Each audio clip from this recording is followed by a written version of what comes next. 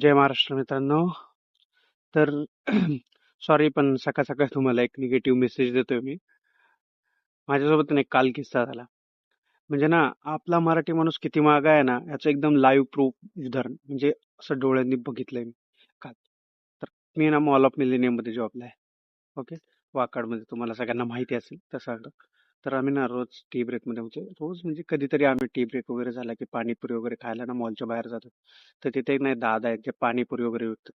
तर त्यांच्या इथं जातो आम्ही अधूनमधून खायला. तर काल मी त्यांच्या इथे गेलो. तर त्यांच्या इथे ना ते एकटेच असतात. काल एक अजून 14-15 वर्षाचा एक मुलगा होता. नाही का मला वाटलं यार यांचा बिझनेस. मी म्हटलं त्या दादांना, बिझनेस बडा जोर से चल रहा है भैया, नया बंदा लगा लिया आपने. तो तो म्हणला, नहीं नहीं सर, नया बंदा नहीं लगाया है, वो हमारी जात का है, उसका कोई नहीं है, अभी क्या करेंगे. तो उसको इधर लाया है, अभी उसको 5-6 मिनट ट्रेन करूंगा और फिर उसको भी छोटा मोठा ऐसा ही कुछ लगा के दे दूंगा म्हणलं. तर मला वाटलं त्याचा कोण नातेवाईक वगैरे असेल. मी त्याला विचारलं सहज, कौन आपके रिश्तेदार है क्या. नहीं, बोला ऐसे ही जात में का कोई है, मतलब नहीं क्या, रिश्तेदार तो नहीं है खून का, लेकिन है अपनी पहचान का, अभी क्या करें, करना पड़ता है. तर भावांनो, ही गोष्ट ऐकून ना मला आश्चर्य वाटलं. ह्या म्हणजे ना तो मुलगा 14-15 वर्षाचा, त्याचा नातेवाईक नाही, त्याचा रक्ताचा नाही, त्यानी आणि तो स्वतः 25-26 वर्षाचा असेल हं, जो पाणीपुरीचा बिझनेस करतो. त्यांनी तर त्या व्यक्तीने त्या 14-15 वर्षाच्या मुलाला स्वतःच्या गाडीवर कामाला आणलं. त्याला तिथं तो 5-6 महिने ट्रेन करणार आणि मग त्याला स्वतःचं करून. मी त्याला हे विचारलं ना की भैया, इसके लिए आप पैसा किधर से लाओगे, इसके लिए इसको बिझनेस खड़ा करके देने के लिए ऐसा ऐसा.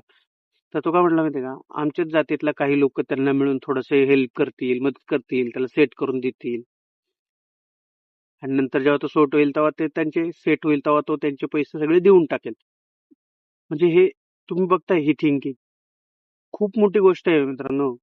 तुम्ही ही गोष्ट आहे ना म्हणजे मराठी माणसात कुठंच बघू शकत नाही. कुठंच नाही. म्हणजे मी ना माझं वय आता 28 आहे. मी या 28 वर्षात ना मी ही गोष्ट कुठल्याच मराठी माणसात नाही बघितली की बाबा नाही का, आपण जेव्हा आपण काहीतरी आपला आज मराठी माणूस काहीतरी चालू करतो ना, सगळ्यात पहिल्यांदा जो आपल्याला जे ना अनुभव येतो ना तो सगळ्यात पहिला आपल्याच लोकांकडून येतो. काही पण करा तुम्ही. तुम्ही सोशल मीडियावर कंटेंट क्रिएट करा, तुम्ही बिझनेसमॅन बना, तुम्ही स्वतःच काहीतरी स्टार्ट करा. तिथे ना कधीच आपली जी स्वतःची माणसं असतात ना, ती कधी सपोर्टला नसतात. ॲज अ महाराष्ट्रात राहून आपल्याला जो म्हणजे महाराष्ट्रीयन लोकांचा जो सपोर्ट पाहिजे ना, तो आपल्याला कधीच भेटत नाही. ह्याचं रिझन माहितीये काय? आपण ना फक्त आपला विचार करतो. मराठी माणूस फक्त हा विचार करतो ना, की मला जर फायदा असेल तरच मी ती गोष्ट करेन. पण तो विचार करत नाही, की भाई ह्याने आपल्याच माणसाने काहीतरी नवीन चालू केले किंवा आपल्या माणसाला आपण जावं, सपोर्ट करावं, त्याला 4 गोष्टी, तुम्हाला ज्या गोष्टी 4 गोष्टी माहिती आहेत त्याला सांगावं. नाही, नुसतं एखाद्याला पैसे देणं म्हणजे सपोर्ट नसतो किंवा मी त्याला हा फायनान्शियली त्याने उभं केलंय मग मी त्याला लाखभर रुपये दिले किंवा हे दिले ते दिले म्हणजे सपोर्ट. सपोर्ट तसा नसतो मित्रांनो. सपोर्ट म्हणजे कसं, एखादा तुमच्या शेजारी आजारी पाजारी एखाद्या मराठी माणसाने बिझनेस चालू केलाय, वडापावचा, पोह्याचा, कशाचाही नाश्त्याचा, जा ना त्याच्याकडं, त्याच्याकडून एखादा वडापाव खरेदी करा. माहितीये तुम्ही मे बी नसेल खात, कधीतरी जा, त्याला सांगा चांगला आहे दादा, चांगलं करताय तुम्ही, नाही का, काय फरक पडतो. पण आपण कधीच असं नाही करत. तुम्हाला माहितीये, जर आपल्याच लोकांनी आपलं काही चांगलं केलं ना तर आपण तर रस्ते बदलतो त्यांच्याकडे. बाबा ते जा, ते त्या रस्त्याने नको झालं, त्याने काहीतरी चालू केले, तो आपल्याला बघल.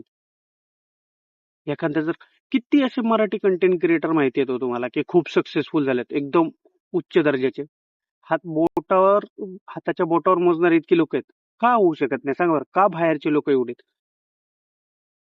रिझन हेच आहे, आपण आपल्या लोकांना तेवढा सपोर्ट आणि तेवढं हे देत नाही, पाठिंबा, जेवढी बाहेरचे लोक त्या लोकांना करतात.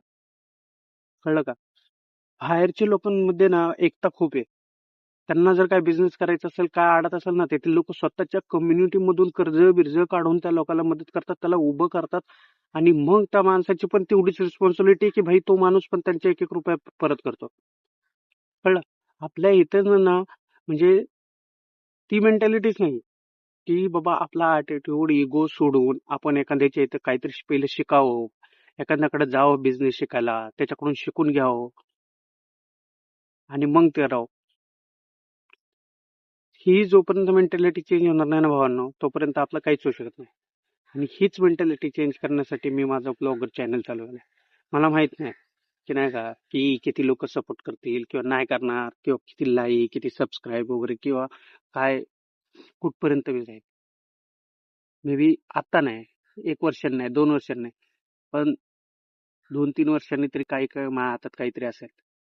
एक एक्सपिरियन्स की बाबा हा स्ट्रगल केला मी, की मी काय शिकलो या प्रोसेसमधून. तर ह्याच्यासाठीच मी हा चॅनल चालू केला.